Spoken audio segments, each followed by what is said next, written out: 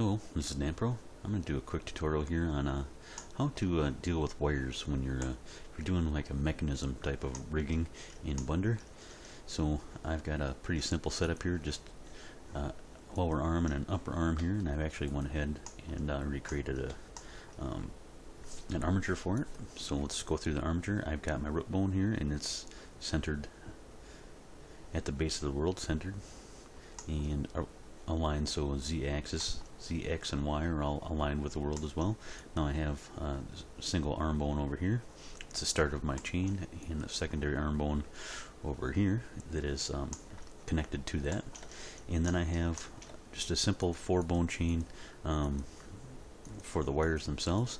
Now you can't see in octahedral mode, which I'm in right now, but I actually segmented these bones here. So if I go to B-bone display, you can see that these bones are segmented, and it's basically like taking those 4 bones and having 40 bones. They have 10. I have got them at 10 segments right now. If I go to bone properties right here, we can look under the deform options, and you see our curved bones, our segments are at 10.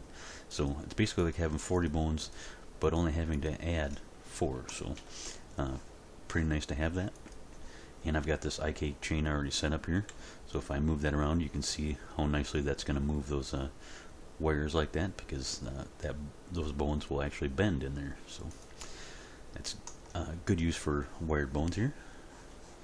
Let's go back into our octahedral mode here, and I can finish that setup. Now these wire chains here, I've got wire 001 to 004. This one's connected to this one, and so on down here. This one is actually parented to this first arm bone. Now the IK target is actually parented to the secondary arm, or the one later in the chain here.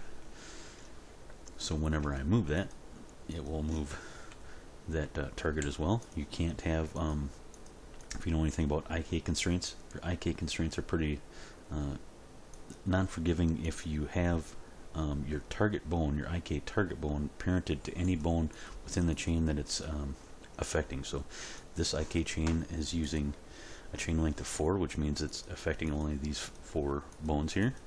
So this bone needs to be parented to anything outside of that chain. So this one is the one that makes sense for that, since when we rotate this, it will go with it, and it'll try to point at that bone there. Alright, now you can see one other thing I want to talk about here is that Mesh Deform modifier, and I actually made a Mesh Deform cage. Now this is a pretty simple mesh. If I actually go to back to solid mode here, you can see that it's a solid mesh. It's really simple, doesn't have very many segments in here, but the main point of it is to encompass completely encompass these wires here. So I'm going to animate or control all 3 of these wires with this simple box here. So this box is actually parented to the rig with an armature deform modifier. If we check that out, go to our armature, or our modifiers panel here. You see it's got an armature modifier on it. It is weighted to that armature. If we go and look at our vertex groups, you see 4 vertex groups for the 4 wire bones here. So that is what's actually deforming it, and these 3 wires are actually being deformed with a Mesh Deform modifier. So if you look at that modifier tab for that, you can see the Mesh Deform modifier right here.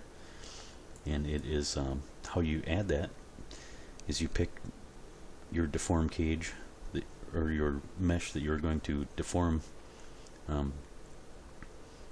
mesh with. In my case, it's called deform cage for wires right here. Add that to our object, and then you would just click bind. You've got different precision levels here. Precision level of 5 usually be pretty quick and do pretty well. So you can actually, if you go too high on your precision levels, you can actually lock Blender up. So try 5, work up if you need to from there. So we just bind that here, and now when this mesh, the deform cage, moves, these wires are going to move inside of it. So it's actually a really neat trick for binding higher poly models to a low poly model, and then we only have to weight paint this low poly model to get it to form, and those higher poly meshes inside will deform with it.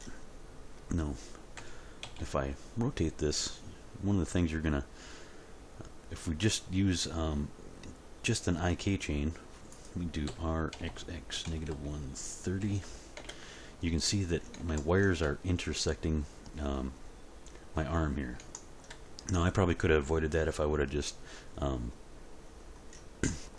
spent a little more time setting up this demonstration, but there is a way here where we can fix that, and that is with the use of, well, we can actually just manually rotate some of these inner bones here.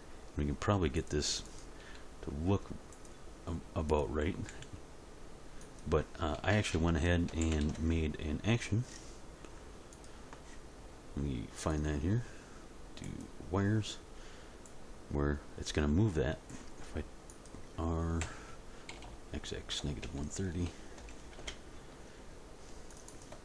Alright, you can see that I made this action here that corrects that, and I'm going to use this action in an action constraint. So I need to add that to each one of these bones. I've got every one of these wire bones here, wire 1, 2, 3, and 4, and I reset so that they don't intersect anymore.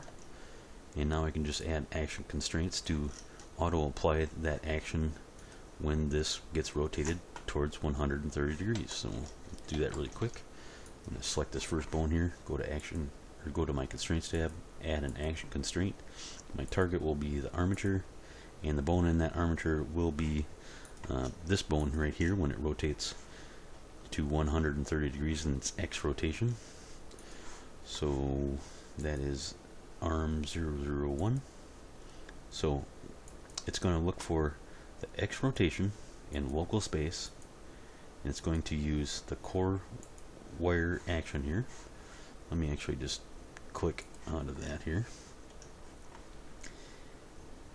When it's at when it's unrotated, it will be at frame 1, and when it is at negative 130 degrees, it will be at frame 11 for that action. So you can see that that one already just popped right into place. Now I can quickly add that action constraint to these other 3 bones that need it by selecting them, and with this one selected last with the action constraint as the active constraint, I can do Control C, copy selected constraints, and I'll just copy that action over, click OK, and now it'll automatically adjust for me when I rotate this.